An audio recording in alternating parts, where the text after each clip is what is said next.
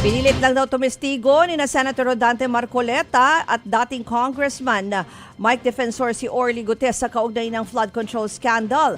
Ang dahilan para daw idiin si dating House Speaker Martin Romualdez. Narito po ang report ni Ian Suyu. Basura ang tawag ng testigong si Orly Guteza sa mali-maletang pera na dineliver daw niya sa bahay ng mga politikong sangkot sa mga anomalya sa flood control. Sabi niya yan noon na ibinabasura na niya ngayon. Sa bagong sinumpaang salaysay, sinabi ni Guteza na pinilit siya ni na Senator Rodante Marcoleta at dating Congressman Mike Defensor na magbigay ng testimonya laban kay dating House Speaker Martin Romualdez.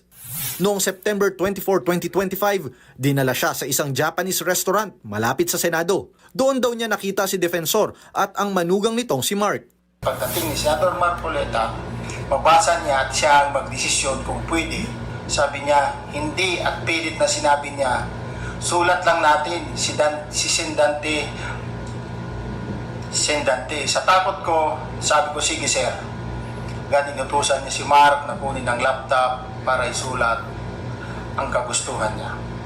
Nang dumating daw sa resto si Senator Marcoleta, sinabi raw niya na babasahin muna ang affidavit ni Mark. Pero ayon kay Guteza, hindi lang ito binasa ni Marcoleta.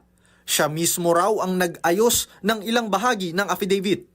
Simula na ni Senator Marcoleta ang basahin ang ginawa ni Mark na affidavit base sa sinabi ni former Congressman Mike na sabi niya, pare, ayusin ko ang Tagalog.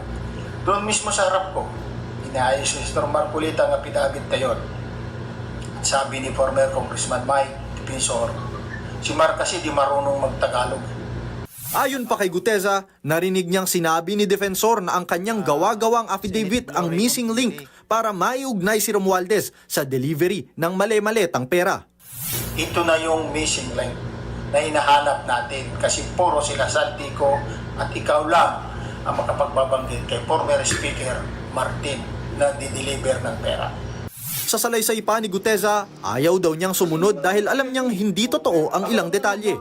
Pero napilitan daw siya dahil takot at dahil sa pangakong cash at educational scholarship para sa kanyang mga anak. Ang sabi pa raw ni Defensor kay Marcoleta, Pari, 150 million lang masaya na tayo. Kinabukasan, September 25, naging surprise witness si Guteza sa Senate Blue Ribbon Committee. Matatanda ang inamin noon ni Marcoleta na nakipagkita siya sa restaurant kina Defensor at Guteza at inamin din niyang nabasa na niya noon ang draft ng testimonya. Nung basahin ni Guteza ang affidavit, napagalitan pa raw siya ni Marcoleta. Napagalitan pa ako ni Senator Marcoleta kasi nag-adlib ako. At ang sabi niya, sundan lang ang nakasulat. Matapos daw ang hearing, September 27 na siya kinontak ng opisina ni Marcoleta at ibibigay raw ang kontak ni dating COMELEC Commissioner Attorney Rowena Guanzon para ayusin ulit ang affidavit. Pero hindi raw pumayag si Guteza. Matatanda ang noong araw na yan, ginisa ng Senado ang affidavit ni Guteza dahil sa notaryo nito. Hindi malinaw sa ngayon kung nasaan si Guteza, pero ang bagong affidavit ay galing kay Attorney Melvin Kalimag na siyang nagnotaryo. Pinirmahan daw ito noong August 13 sa isang hotel sa Ortigas. Wala pang bagong pahayag si Senator Marcoleta at Defensor na parehong nakakulong sa kasong plunder. Pero ang sabi ng abogado ni Defensor na si Attorney Ferdinand Topacio, this is nothing new. It does not come as a surprise. At magre-recant yung mga yan. This is part of the harassment and intimidation. This has become a pattern under the present administration. Samantala, inalmahan naman ni Attorney Guanzon ang pagdawit sa kanya. Dinamay mo pa ako. Isipin mo na lang. With my status as a retired COMELEC commissioner and a former COA commissioner, law practice for 25 years, and you see my law practice was really focused on women's rights.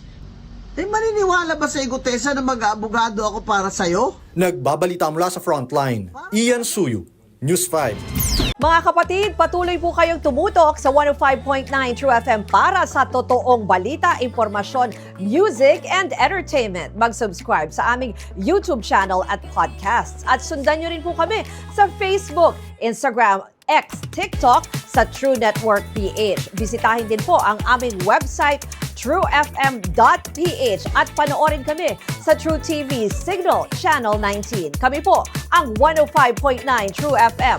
Laging true sa'yo, kapatid.